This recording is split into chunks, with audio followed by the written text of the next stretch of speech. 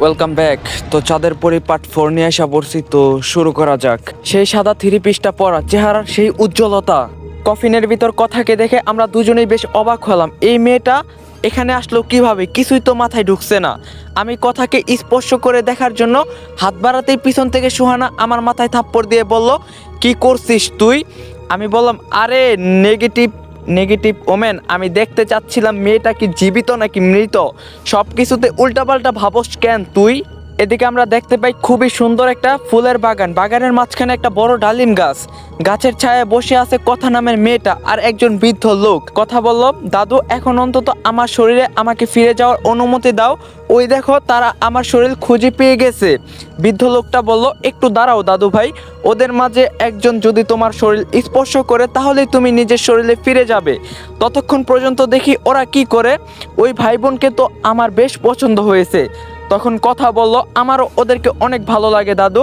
বৃদ্ধ লোকটা মুচকে এসে বলল, ওদেরকে ভালো লাগে নাকি ওকে ভালো লাগে, ব্যাপারটা কি দাদু ভাই? কথা একটু লজ্জা পেয়ে বলল, দাদু তুমিও না যে খুশি খুশি তাই বলো। বৃদ্ধ লোকটা হু হু করে হেসে দিয়ে বলল, লজ্জা পাওয়ার কি আছে, আর যাই হোক ইয়াসের সাথে তো তোমার জোড়া লেখা আছে। তোমাকে পূর্ণ মানুষ হতে হলে এমন একজনের সাথে মিলিত হতে হবে যার হার্ট বুকের বাঁ পাশে না হয়ে ডান পাশে হবে। শতকরা দুজন মানুষের হার্ট ডান পাশে হয়ে থাকে, আর সেই দুজনের মাঝে ইয়াসও পড়ে। ইয়াসের হার্ট ডান পাশে, ও তোমার জন্য একদম উপযুক্ত। তখন কথা বলল, তা আমি জানি, আর এই জন্যই ওদেরকে চাঁদের পরীতে নিয়ে এসেছি, যাতে চাঁদের পরীর অভিশাপ কাটিয়ে আবার আমি সম্পূর্ণ মানুষ রূপে ফিরে যেতে পারি। বৃদ্ধ লোকটা কথার মাথায় হাত দিয়ে বলল, সব ঠিক হয়ে যাবে দাদু ভাই, শুধু সময়ের অপেক্ষা।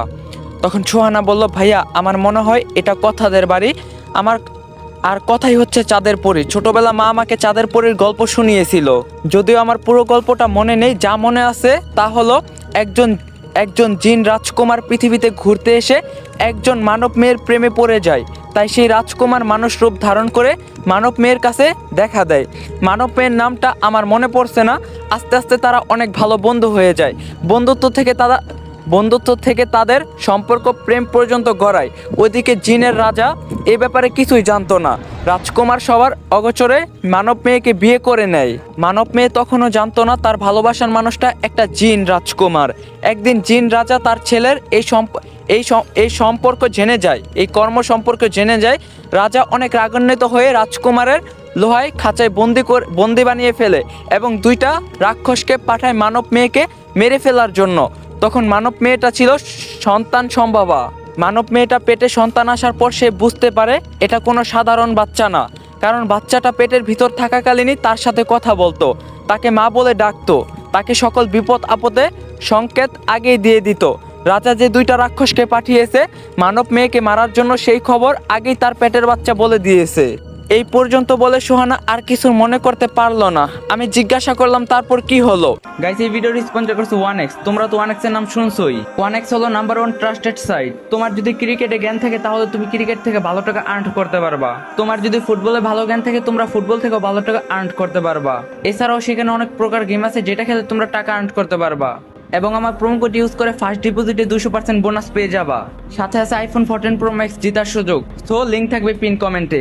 সোহানা বলো, তারপর আর মনে নাই ভাইয়া, অনেক দিন আগে শুনছি মায়ের মুখে, আর তখন আমি অনেক ছোট ছিলাম তাই ভুলে গিয়েছি। আমি কিছু একটা ভাবতে লাগলাম। আমি তো আমার ভীষণে দেখতে পেয়েছি মা সোহানার জন্মের সময় মারা গিয়েছে। তাহলে বাবার মৃত্যুর আগ পর্যন্ত যে মানুষটাকে আমরা মা বলে জেনে এসেছি সে কে ছিল? সোহানা বলো, কি হয়েছে, কি ভাবছিস তুই? আমার কাছ থেকে কি কিছু লুকানোর চেষ্টা করতেছস? আমি একটু আমতামতা করে বললাম, কই কিছু না তো। আর তুই এই গল্পের বাকিটুকু মনে করার চেষ্টা কর। সামান্য একটা গল্প মনে রাখতে পারস না? তোর মাথায় তো গোবরও নাই ভেন্ডি। সোহানা রেগে বলো, ফালতু কথা বলবি না। তুই যে আমার ভাই এটা মনে রেখেছি এই বেশি। মনে আছে ছোটবেলার সেই কথাটা? আমি বললাম, সেই কথা আমার সারা জীবন মনে থাকবে। তুই কিল দিয়ে আমার পিঠ বাঁকা করে ফেলছিলি, এখনো আমার মেরুদণ্ড বাঁকা হয়ে যায় সেই দিন কথা মনে পড়লে। সোহানা হাসতে হাসতে বলল, আমার কি দোষ? একসাথে ঘুমিয়েছিলি, আমি স্বপ্নে দেখি তুই আমায় গুলি করে মারতে চাইছস।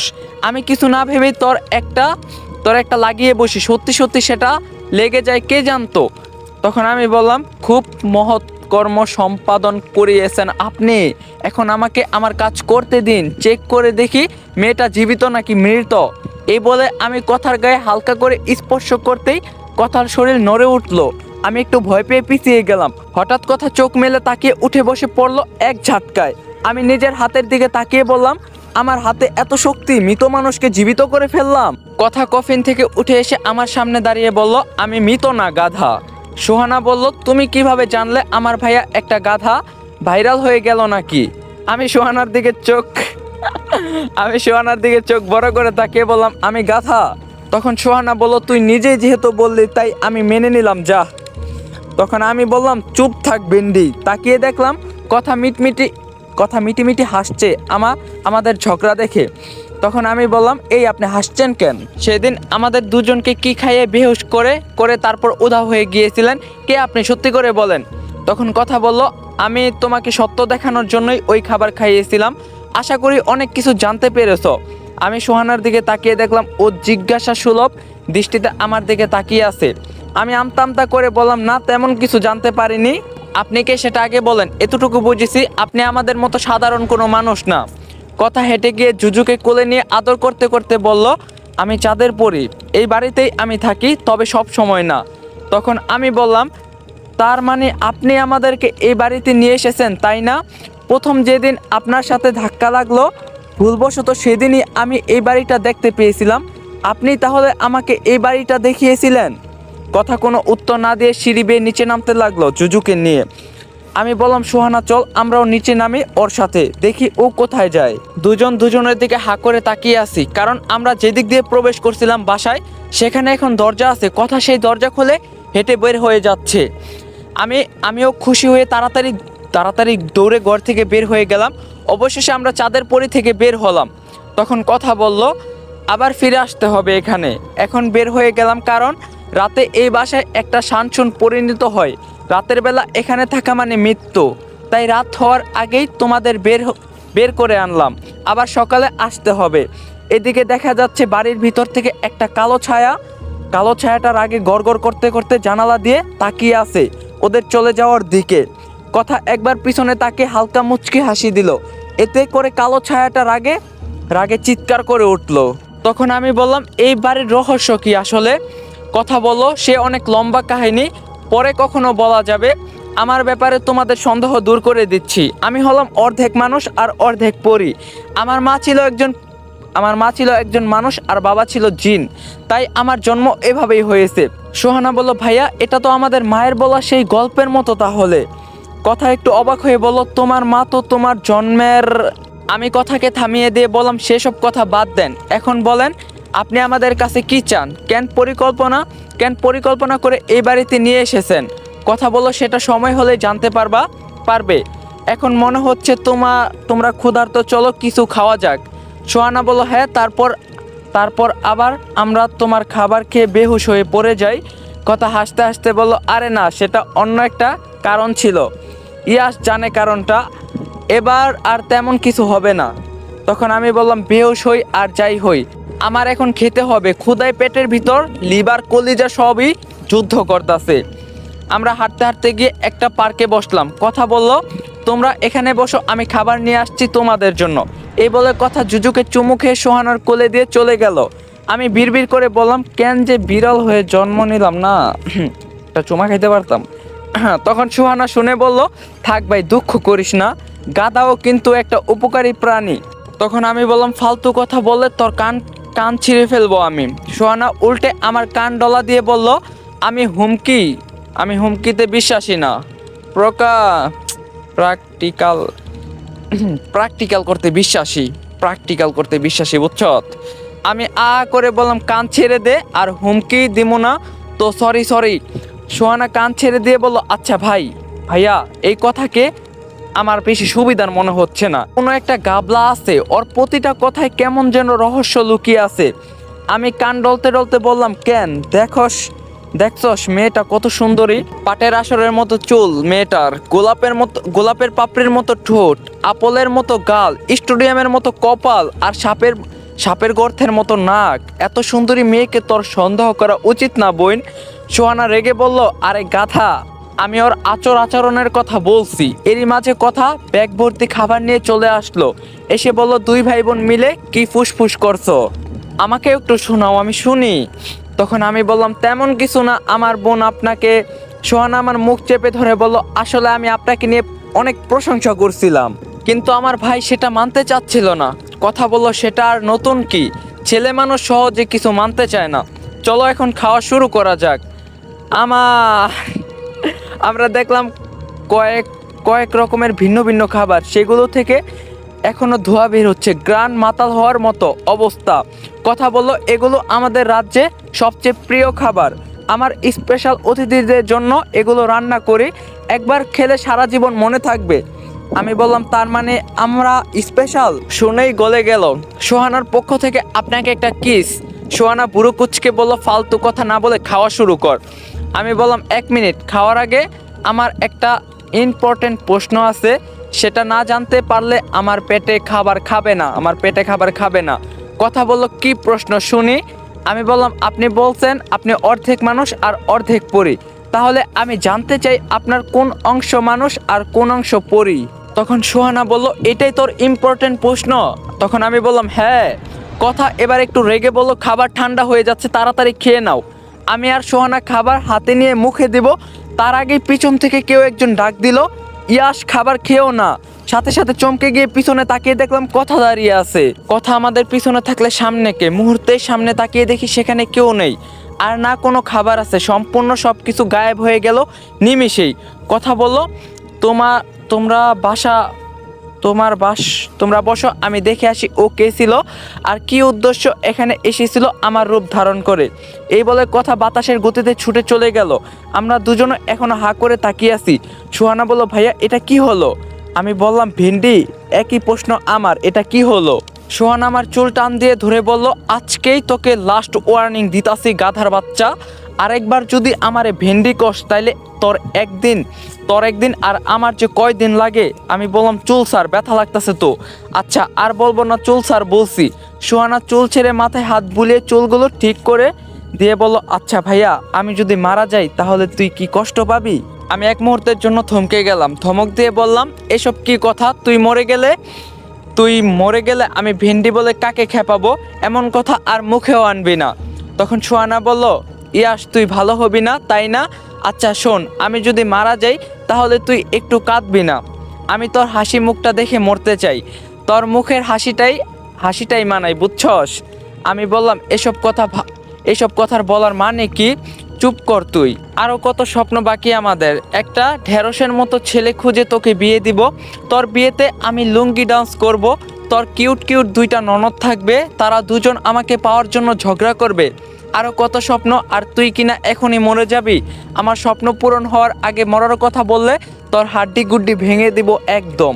সোহানা কিছু বলল না, কিছুক্ষণ পর শুধু একটা মুচকি এসে বলল, আমি তোর জন্য ওপারে অপেক্ষা করব ভাইয়া। তখনই পিছন থেকে কথা এসে আমাদের সামনে বসলো। সোহানার আমি হা করে তাকিয়ে আছি, এটা কি হয়ে গেল? আমাদের চোখে প্রশ্ন দেখে কথা বলল, আগেই বলছি সব কিছুকে সত্য বলে মেনে নিও না, ওই খাবারগুলো যদি খেতে তাহলে সাথে সাথে তোমরা মারা যেতে, আমি সময় মতো না আসলে এতক্ষণে পরপারে চলে যেতে।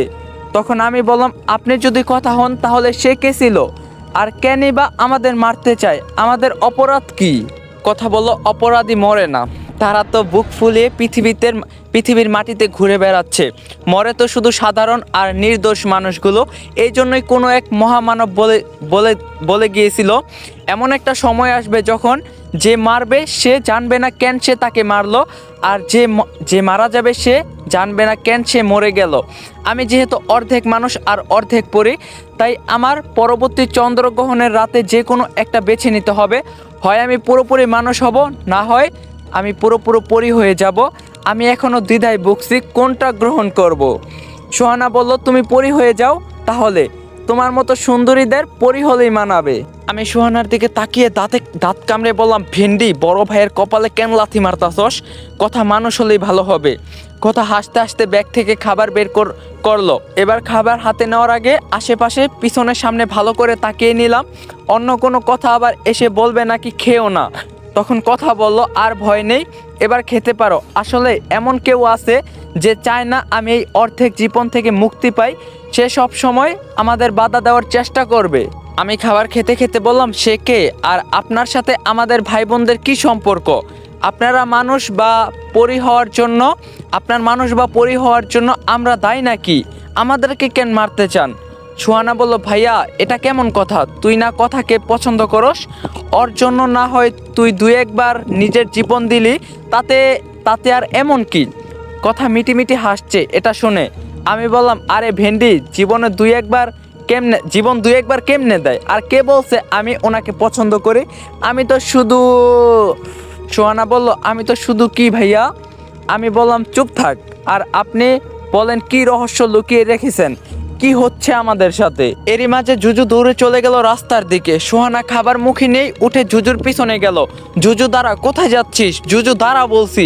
সোহানা চলে গেল। এবার কথা বলল, ইয়াস তোমাকে একটা কথা বলি, তুমি তো তোমার ভীষণে দেখতে পেয়েছো সোহানার জন্মের সময় তোমার মা মারা গিয়েছে।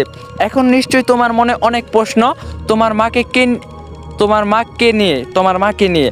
তখন আমি বললাম, হ্যাঁ, মা যদি সেদিন মারাই যায়, তাহলে সোহানার 5 বছর বয়স অবধি কে ছিল আমাদের সাথে? আর বাবার মৃত্যুর পরই সে কোথায় হারিয়ে গেল? তখন কথা বলো, তোমার মায়ের একজন যমজ বোন ছিল, তার নাম ছিল সামিয়া। তোমার মায়ের মৃত্যুর পর সামিয়া ছিল তোমাদের মা সেজে। তোমার বাবা শুধু এটাই জানতো, আর কেউ জানতো না। তাই তোমার বাবার মৃত্যুর পর সে চলে যায় এবং তোমার কাকারা অপবাদ দেয় সে অন্য কারোর সঙ্গে চলে গিয়েছে। আমি অবাক হয়ে বললাম, যদি তাই হয় তাহলে সে চলে কেন গেল? সে তো ইচ্ছা করলে আমাদের সাথে সারা জীবন থাকতে পারতো। তখন কথা বলল, না, সেটা তার জন্য সম্ভব ছিল না, কারণ তার চুক্তি ছিল তোমার বাবার মৃত্যুর পর্যন্ত থাকা। তবুও সে তোমাদের সাথে থাকতে চেয়েছিল চুক্তি ভঙ্গ করে, আর সেটা তার জন্য কাল হয়ে দাঁড়ায়। সামিয়ারও একটা সংসার ছিল, তবে তার কোনো সন্তান ছিল না। সে তোমাদের 2 ভাই বোনকে নিজের সন্তানের মতো লালন পালন করছিল। চুক্তি ভঙ্গ করে তোমাদের সাথে থাকার ব্যাপারে যখন তার স্বামী জানতে পারে, তখন তার উপর অনেক অত্যাচার করা হয়, অনেক মারধর করা হয়। তুমি নিশ্চয়ই শুনেছো, ওই চাঁদের পরীর বাড়িতে কোনো মহিলার আত্মার চিৎকার। সেটা তোমারই সামিয়া আন্টির চিৎকার ছিল। ওই বাড়িটা ছিল তোমার সামিয়া আন্টির বাড়ি। তাকে ওই বাড়িতে অত্যাচার করে নৃশংসভাবে হত্যা করা হয়। আমি অবাক হয়ে চোখ বড় করে বললাম, তার মানে তুমি?